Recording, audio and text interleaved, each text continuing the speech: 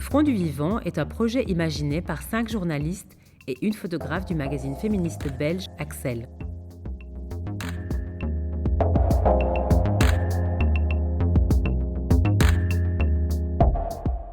Pendant 6 mois, nous avons accompagné 10 femmes actives sur le Front du Vivant.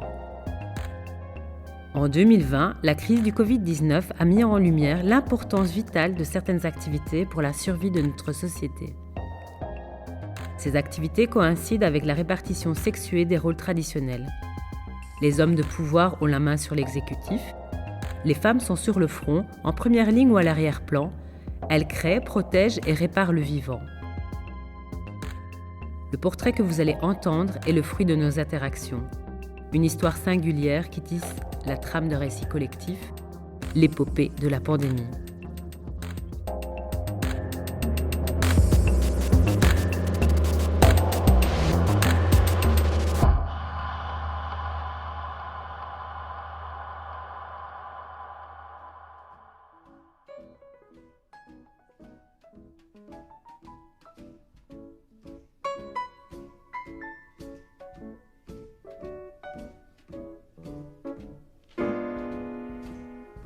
Élise Lormélus, saisir la vie à pleine main.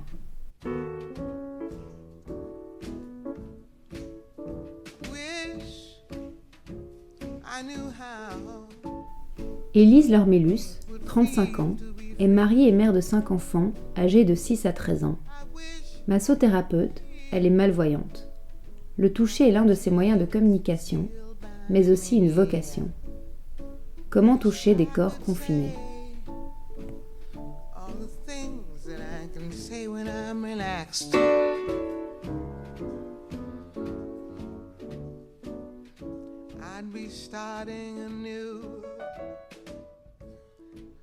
Je ne vois plus ma famille.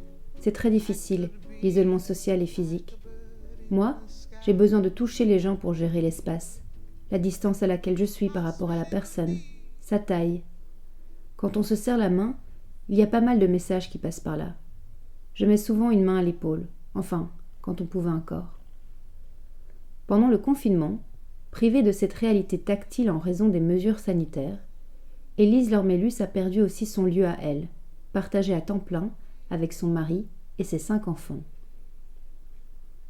La maison, c'est mon espace, que j'investis beaucoup et dont j'ai pris l'habitude de jouir toute seule, pour l'appréhender, le gérer. Mais une fois que tout le monde est là, on se déplace, on change des objets de place.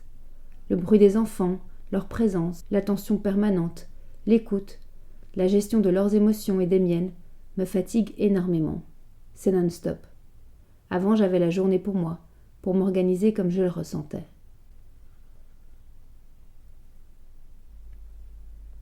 Confiné, son espace-temps est devenu fragmenté et envahi. Bien que les liens peau à peau avec sa famille soient encore plus présents, ne plus toucher autrui lui manque. Mon travail est une manière de m'évader, de faire des rencontres. Ne pas avoir ça, c'était dur. Masser me vide la tête.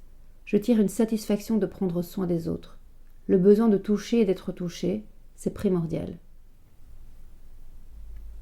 Lorsqu'elle était enceinte de son premier enfant, Élise a commencé sa formation de massothérapeute. Un métier sécurisant que je peux faire quoi qu'il arrive, avec ma vue qui peut évoluer. Installer son centre de bien-être chez elle, c'était aussi un choix sécurisant. Elle se spécialise dans le massage des femmes enceintes, l'accompagnement à la naissance et l'aptonomie, une méthode de communication par le toucher entre les parents et l'enfant à naître. Son cocon intimiste, elle a pu l'ouvrir une fois que les enfants sont tous allés à l'école et lorsque la famille a déménagé dans une ancienne école, dans la région de Charleroi. Élise va avoir son autonomie à la maison parce que les déplacements en extérieur sont source de stress. À la maison, il lui a pourtant fallu apprendre les choses de la vie comme garder un bébé, la cuisine, le ménage ou leur passage. J'ai dû me débrouiller seule. Aujourd'hui, elle voudrait aider les autres personnes malvoyantes et transmettre ses acquis. Passer la main.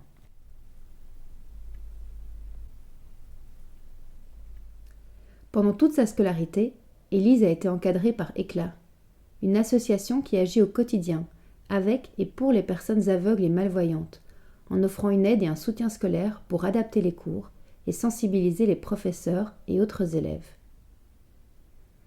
Mais déjà, quand j'étais enfant, les trajets pour aller à l'école étaient épuisants. Même avec la cale, on peut tomber dans des travaux, se cogner à des objets. Maintenant, je me contente d'être conduite pour économiser mes forces, ou je serai accompagnée. Mais plus toute seule, je ne voudrais plus. Quand on sortait avec la poussette, je m'y accrochais. Depuis la crise du coronavirus, Élise sera encore moins, et uniquement avec son mari et ses enfants.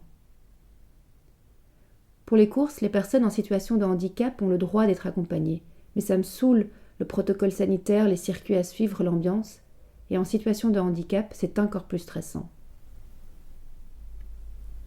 Alors que la plupart des personnes confinées se rabattent sur les achats en ligne et les apéros virtuels, la pandémie a un impact différencié sur les personnes en situation de handicap. Moi, je ne peux pas faire de commandes en ligne, je dois toucher, essayer, et il y a une difficulté émotionnelle de ne pas voir nos amis et notre famille. Forcément, les vidéoconférences, ça ne me dit rien, je ne vois pas les gens. Il faut que j'aille chez eux ou eux chez moi, que je mette la main sur les épaules. Sans ça, c'est compliqué. On est encore plus isolé. L'obligation du port du masque a également entraîné des difficultés pour certaines personnes en situation de handicap. On doit parler à travers un masque, les gens ne voient pas mon sourire. Moi, déjà, je ne vois pas leurs expressions du visage, mais maintenant, eux ne voient plus les miennes en plus. C'est d'autant plus compliqué. Aucun aménagement n'a été prévu pour les personnes en situation de handicap. Aucun mot à leur égard n'a été prononcé lors des nombreuses conférences de presse, faisant suite à un Conseil national de sécurité ou un comité de concertation. Élise déplore cet abandon de la part du monde politique. On ne parle pas de personnes avec un handicap qui sont encore plus isolées. D'accord, on était dans une situation d'urgence en mars, mais les personnes en situation de handicap auraient pu avoir une autorisation spéciale pour voir des gens et communiquer autrement. Les distances, les appels vidéo, on n'y arrive pas. Avec en plus un climat de peur, il y aurait pu avoir une dérogation pour ces cas-là.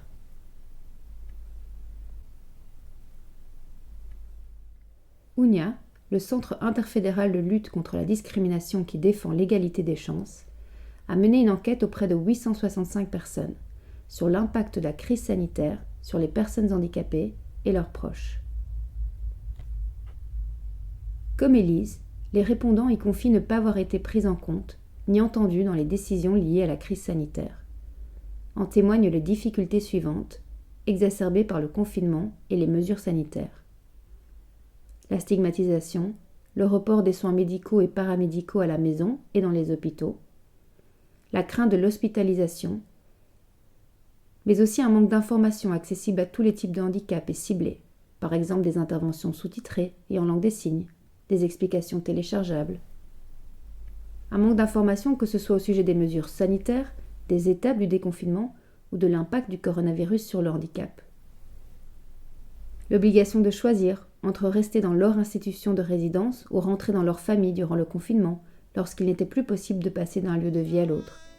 Et enfin, les restrictions sévères au sein des institutions sont aussi dénoncées dans le rapport d'UNIA. En novembre, nous sommes entraînés par la seconde vague. Le premier confinement a créé une cassure, ça nous a brisés. On n'a pas pu se reconstruire normalement et maintenant, c'est rebelote, alors qu'on n'est toujours pas remis du premier. Le deuxième confinement laissera les écoles ouvertes, mais les vacances de Toussaint sont prolongées. Et avec les souvenirs du printemps encore vifs, Élise est terriblement angoissée avant l'annonce.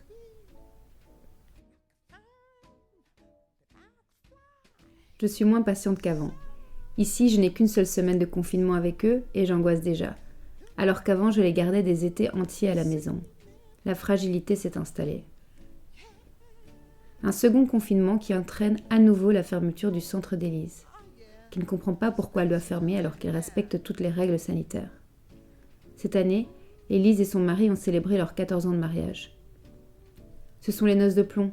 Franchement, c'est vraiment ça, une année de plomb. 2021 devrait être plus lumineuse, ce sont les noces de cristal. Jonathan Livingston Seagull ain't got nothing on me. Free, free, free, free. I'm free.